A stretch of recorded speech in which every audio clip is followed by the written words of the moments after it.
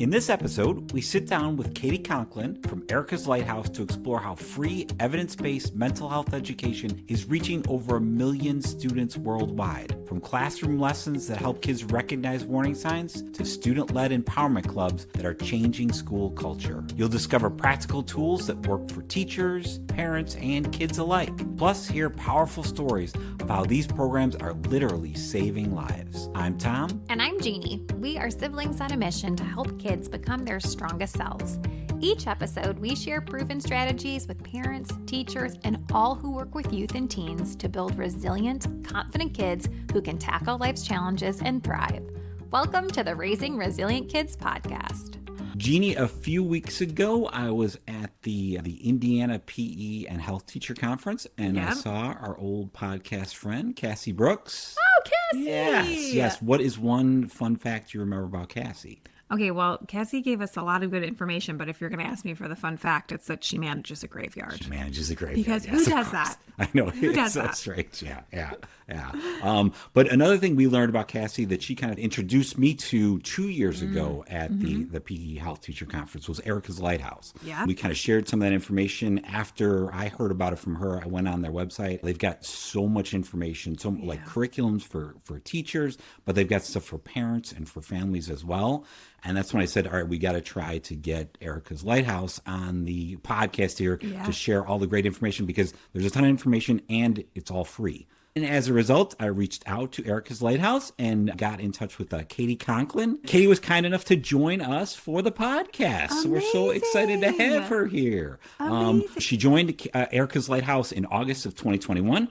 She has a master's degree in human services and counseling from DePaul University. Katie has over 20 years of experience working in behavioral health and nonprofit administration. Katie is passionate about mental health awareness in schools and is excited to be a part of the Erika's Lighthouse team. So, Katie, thank you for joining us. Oh, thank you for having me. Thank you. To be here. Maybe, I guess, to kick it off, maybe if you could tell us a little bit more about Erika's Lighthouse, the mission, how did it come to be, all of those details. Sure, I'd love to. So, Erika's Lighthouse was founded in 2004 by Ginny and Tom Newkrantz after the loss of Erika. She was 14. She was at the end of her 8th grade year when she died from her depression. And it was the second suicide in Winnetka, Illinois. And it was really the community and Erika's friends who came together and said, we need to raise awareness around adolescent depression. We need to encourage good mental health and really break down the stigma that surrounds mental health issues. And so fast forward 20 years, that's what we do today. We work from the framework of 4 pillars, and we focus strictly on schools. So, it was really important to Erika's family that our programs really remain in schools. Kids spend many hours of their waking days in schools, and so they really wanted to bring these programs into schools. And one of the things that was really important to them as being focused in schools was really that our programs remain free. And so here we are all these years later that everything that we do for schools is completely free to any school anywhere. We're an international program. We impacted over 1 million kids last year with our Congratulations. programs. We do work from the framework of 4 pillars. So classroom education, so really student-facing instruction, empowerment clubs, so really student-led good mental health clubs, family engagement resources, and then school policy and staff training. Maybe if you could dive a little bit more into some of those programs that you have. Yeah, so when we think about school classroom education, for those of you who are in the education space, you might be familiar with MTSS, multi-tiered systems of support. Erika's Lighthouse really comes from a foundational piece of that tier 1 education. We want all kids to be educated on Erika's Lighthouse, right? Every single kid in the classroom. So we want all kids to know about what is mental health, what is depression education. We know that a lot of schools will tell us that they're having a lot of tier 2, tier 3 intervention, right? Like they're spending a lot of time doing kind of crisis-based work. And we really want to come in at that prevention space. If we can really try and help all kids be educated earlier, we're really trying to help do that lightening the load work. Our classroom education pillar is really 3 levels of classroom education. So grades 4 to 12, they're video-based lessons. Okay. Level 1 is we all have mental health. It's a 5-minute animated video, talks about everyday feelings versus overwhelming feelings, has a really strong focus on help seeking. So all of our programs are really focused on identifying a trusted adult, right? We want kids to always know kind of like, who are my trusted adults? Who can I go to if I feel like I need help, whether that be at home, at school, in the community, and then coping strategies, like how do I take care of my mental health? And then our level 2 and level 3 programs, so kind of loosely middle school and high school, use real kids who talk about their real experiences. So they are video-based lessons, but they are real kids who have chosen to share their story. And we are so proud. I mean, it's like one of the highlights of my career is being able to film these kids and have them like go and tell their story and be brave enough to share their story with kids all over the country. They resonate with the kids who sit in classrooms all over the country. Because we know that that's who kids are going to listen to. And so these kids come and they talk about what their own personal journey was like, but they also talk about who their trusted adults were. Cool. Who supported them in their journey, what their good mental health strategies were like. Those kids are incredible to be able, brave enough to do that. It's not as much as it was in the past, but there definitely is that kind of stigma around mental health still out there. And especially like a middle school kid that they're so self-conscious around that stuff. Is there anything that your programs kind of do to help kind of draw that out, to make it safe for kids to talk about this stuff? Yeah, I mean, I think it's really multifaceted. Erika's Lighthouse really is a culture change. We are not just a one and done check a box program. We really believe that a school should have all 4 of these programs in their building. We don't believe that it needs to all be our programs, but we do believe that every school should use classroom education, should have an empowerment club, should be educating families around mental health, and should make sure that all of their staff are trained. That's what's really going to create an inclusive school culture around mental health. But then in addition to that, a tagline of Erika's Lighthouse is depression education is suicide prevention. So when we think about what does that mean, that's really when you think about it from a standpoint of stigma. When we're talking to kids, most people know someone who might have experienced depression, right? So it's a lot more relatable to kids versus suicide. When we talk about depression, it can be common. It can be more relatable. Kids can really they can understand it, and it affects more people, right? But it can impact a student's ability to learn and perform, and it can impact their attendance and their cognition. And so we really want to be able to impact a broader number of students. So that depression education is suicide prevention. It really does then allow for us to really make sure that we're impacting the full student body and really be able to kind of normalize those conversations.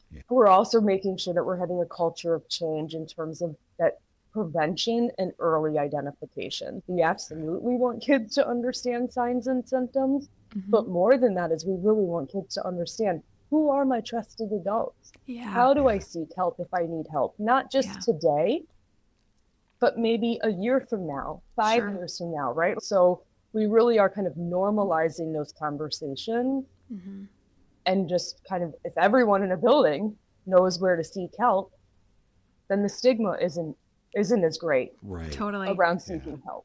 To be able to actually have kids thinking about, okay, who would I go to if that moment came about where they needed to talk to someone? That is just something that they don't even need to think about. They just know. One of the things that I think is really great about Erika's Lighthouse is that it's really tangible and practical. And so one of the resources on our resource portal, and that's where all of our stuff lives, it lives on our resource portal, is what we call our Beacon of Hope signs. And so what we encourage schools to do is to print off these Beacon of Hope signs and ask teachers to post that Beacon of Hope sign on their classroom door or on a window or on a clipboard. And it just alerts kids, students, to say, like, I'm a trusted adult. Never a teacher's job to diagnose or to treat, but they can be a trusted adult. And so we need all the people in a school building to really understand the language and that shared vocabulary. And those are just little simple things that we can do to build a culture of care Yeah. in a classroom, Yeah. in a school. I think that's so wonderful because it is, just me as a parent or, teachers too. Sometimes I don't have these skills. I didn't go to school for this, but you just have to care. You just got to be there to kind of listen and then point them in the right direction. Right. You mentioned a couple times, and this was one of the things that when I was looking on the website that really kind of piqued my curiosity was those empowerment clubs. So our empowerment clubs, we have over 170 to date. Wow. And they are student-led good mental health clubs. So they're not meant to be therapeutic. They're really meant to be student-led clubs. And they're really an opportunity for kids to really lead initiatives throughout the building and to normalize conversations, right? Maybe they're during Suicide Prevention Week, they're going to do initiatives throughout the school to just, again, promote positivity. During finals week, maybe they're going to do an activity where it's going to shred your stress. Right, we're going to go and we're going to literally shred our papers after finals. So the goal of those clubs is really to, again, to be those trusted peers. We have two types of clubs: an official Erika's Lighthouse club, which just really means that they use Erika's Lighthouse in their club name. We will actually pay that club up to $500 a year to run. So we reimburse them for their activities and their materials and their snacks. I always say kids don't want to come if there's not food. So true. Yeah, right. Me either. I mean, Yeah. we give them over 60 different activities that are on our resource portal for ideas. It might be something around education, around depression education, or anxiety, or, I mean, honestly, I will say that the kids are so creative that normally the clubs come up with something, they send us the idea, and then we turn it into an awareness into action activity idea. I'm sure. Source portal. But we also have affiliate clubs. And so those might be clubs that already exist in a school, and they are affiliating with us because maybe that's an arm of a club that wants to, raise awareness around mental health within their school. Our clubs do a mental health leadership academy training because we know that peer-to-peer, those kids are in front lines every day, right? And that's a really important piece of that, like making sure that kids understand kind of that trusted peer component. Sure. Certainly, again, not to diagnose, but to understand that, what do I do if I'm concerned about my friend or a peer? How do I support getting that person to help? Because that's a really important component of help seeking. Would like a school would just reach out to you and that, like, what is that program like for those students? Yeah, so I would say normally it is kind of student driven. They do need an advisor. Cool. Okay. So an advisor would create an account on a resource portal. They fill out a form. We will give them, all of the tools that they need. We have an amazing empowerment club coordinator who will help walk them through, like, how do I recruit members? Sure. How do I, what are my first activities that I need to do? All of it is there. So you can just go to erikaslighthouse.org, and it's all kind of pretty turnkey. Just a quick word from one of our sponsors. Listen to this. Her confidence is off the charts. She's playing like I've never seen before. That's what one parent said after their daughter completed the Mind of a Champion. This proven mental training program teaches young athletes goal setting, visualization, and mindfulness techniques that work both on and off the field. Ready to unlock your athlete's potential? Check out the link in the show notes for more information. Now back to the podcast. So you mentioned some of the videos are like 5 minutes long. So is it like recommended? Do you do like one a week? What's the cadence of? Yeah, so the material? classroom education has two options. Each level is either a 4-day program, it fits into a standard class period. Okay. So between a 35-minute to a 40-minute lesson. Okay. Or each level has a 1-day lesson, which is a condensed version of that full program. Oh, So our full program meets National Health Ed standards. And we, as the education team, help schools think that through, right? Like, where does this fit? Does it fit in homeroom? Does it fit in advisory? Some schools teach it in September, and they do the 4 lessons, every Tuesday in a month. Okay. Some of them, it's like they do 1 lesson because that's what they can manage to do. Yeah. And so it's like, but our research shows that 1 lesson is getting kids what they need. So it is increasing their help seeking, it is increasing their knowledge, and it is increasing their coping strategies. Can you maybe give us an example of a student, or middle school, high school, elementary school that really benefited from the resources and the education that Erika's Lighthouse provided? So we're a train the trainer model. So we don't always get to hear firsthand how our programs impact students. Sure. Right. Yeah, sure. And so we rely heavily on the people who use our programs to give us a testimonial. Yeah. So if it's okay, I brought a few and I Love thought I that. could just Yeah. read Yes. what they said. Yeah, Love please. to hear it. Yeah. All right. So I'm going to read a couple. So this is from a school counselor in Madagascar. Wow. Whoa. Holy cow. I was like Madagascar, Indiana. Yeah. Like, Like- okay. Like the country. movie Madagascar? Like the country.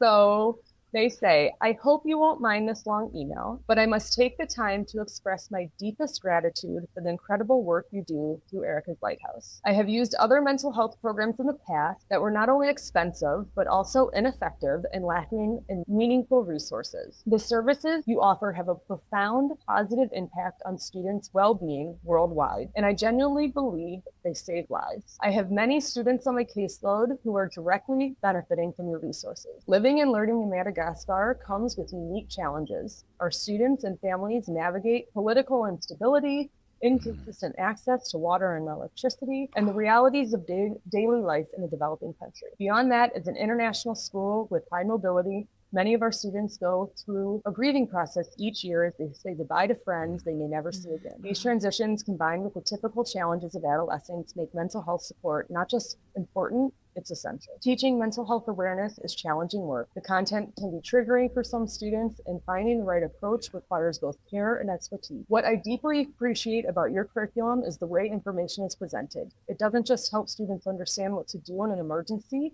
or how to simply be okay. It teaches them how to thrive. The distinction is everything, especially for students navigating such complex circumstances. From the bottom of my heart, thank you. You truly are a lighthouse, especially during the times that may seem impossibly dark. So many of our young people, the work you do matters more than words can express. Wow. Oh my gosh. That's like, should be your That's- commercial. Yeah, right. Yeah. There is one That- more that I have. Yeah. Go that I for it. thought Yes, Sure. please. Very powerful. Sure. This is from a district level administrator in California sharing from a school counselor who taught our program that is sending an email to her. I wanted to take a moment to share an important and deeply meaningful win that occurred following yesterday's wellness lesson on mental health. Shortly after the presentation, a fourth grade student asked to check in. During our conversation, she was able to bravely share thoughts of suicide, something she had not previously felt safe or ready to express. Because of the lesson and the safe space it created, she found the courage to speak up. As a result, we were able to immediately ensure her safety and connect her with appropriate mental health resources. It was a powerful reminder of how essential these lessons are and how impactful it can be, especially when it comes to early intervention and emotional support. Thank you for your continued efforts on the continued support of these wellness efforts. Yesterday was a roll in every sense of the word. Wow. For Wow. Sure. Fourth grade. Fourth grade? We feel really grateful when people share with us how our programs impact them, but we do know that they are making an impact. every Yeah, day. you're making a huge difference in the world. Oh, that's Wow. wonderful. Are there any warning signs people should look for when students might be struggling? Yes, there definitely are, right? And depression looks different for everyone. Yeah. But we do know that there are signs and symptoms. You must have either a depressed mood or a loss of interest in something that you used to enjoy for at least 2 weeks Okay. or more. In addition, you need at least 4 of these symptoms that I'm going to talk about. I am also going to focus mostly on teens and adolescents because that's what our focus is on. Sure. And we also know that, right, like teens are pretty good at being finicky, right? So knowing normal kind of teen development is really important here. And so Sure. that's a marked change for that individual. I think that's a really important piece to always kind of keep in the back of your mind. So this is a noticeable difference from that individual to now. So some things you might notice in addition to those, like a depressed mood or loss of interest, is irritability. They're irritable kind of all the time. A self-defeating attitude. You might hear them say things like, I'm not good enough, smart enough, good looking enough. Bizarre sleep patterns. Maybe they're spending a lot of time in their bedroom, not sleeping or sleeping too much. Aggression, getting into fights, acting out, risk-taking behavior. And when I do staff training, this is always one that I talk to educators about, because sometimes they're the first to notice this. Maybe their grades are still okay, or maybe work that wasn't taking a long time is now taking them a long time. So they're having a hard time focusing, or they're really, like they seem to be distracted. Yeah. So I think, again, it's just important to remember that these are marked changes. If you notice these behaviors for 2 or more weeks, that's an important piece as well. Okay. That we can have a conversation with that young person in your life, right? Yeah. Like, I've noticed some changes in you. And I care and I'm concerned. Let's come up with a plan. Got a ton of stuff for schools and teachers, which is fantastic. Anything for like the home, for parents or families? Yeah. So we do have some great resources for families. Because we're so focused on schools, we also have some great resources that schools can use to do some psychoeducation for families. Okay. Sure. Okay. But families can also go to our resource portal, create an account, and they can have access to resources as well. But we have some great workshops and workbooks. So we have a 3-part workbook series. There's an overview on what if you're concerned about your child. So kind of what do we do? Who do you go to? And then there's a getting help workbook as well. Really nice overview about like navigating insurance. What's the difference between certain types of therapy? Oh, wow. What's the difference about, maybe a weekly therapy versus a partial hospitalization program and those sorts of things. Like the mental health world is full of clinical jargon. Okay. We tend to talk in clinical jargon. What does those acronyms mean? Right. Sure. True. Right? This puts it all in there. Yeah. In a really user-friendly way. We also have some great, just easy to use, kind of like maybe you're looking for some deep breathing exercises. Maybe you're looking for a family journal or tips for how to have a conversation. I think one of the things that it's really hard, I'm a parent of 2 teens. Some days I'm like, what am I supposed to say to you? Like, how do I say this without making you upset? Yeah. We have some great, just one-sheeters on how do I ask, what are some good conversation starters, right? And it's just you can go there and print them off, and they're just put them on the refrigerator. Totally. Those and just some great little strategy tips and tricks. If somebody wanted to get started, a teacher or a parent, they want to get started, kind of look at Erika's Lighthouse. Is the website the best place? If it's a website, where should they start on the website? Oh. And then also people who are looking to kind of support you and donate, where would they do that? So if you want to get started, you go to erikaslighthouse.org. Up in the right-hand corner, you go to create an account. It says access here, and then you create an account. If you are an educator, you can go to educator. So you will tie it to your school. And you can wait 10 minutes. It's going to give you a login information, and it's going to give you everything that you want. If you're a family member, you can go to family, like a parent, and it's going to bring you to that. You all get the same access. It's just your portal looks a little different. If you're a community member, you can go under community member, and you will get access to all of that. So again, you just go up, you create an account, you wait about 10 minutes, and you're going to have instant access to all of the resources. You get to see everything, all of those pillars, regardless of whoever you are. If you want to support our work, there's also a donate now button. Katie, this has been fantastic. You're obviously in the right position because of your knowledge and your passion for this. Yes, it's been 100%. phenomenal talking to you. Any final thoughts, words of wisdom for our audience?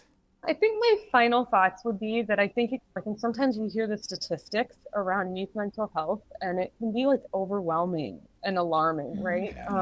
And I think Erika's Lighthouse uses it as a rallying cry for change. We use that, and it motivates us to say we can do this work, and we know young people want to take care of their mental health. And so we ask you to join us in our effort to get depression out of the dark. Katie, thank you so much for being here. Thank you so much, Katie. such a great conversation. Katie, thank you so much for being a guest. Tom, what did you take away from this great conversation?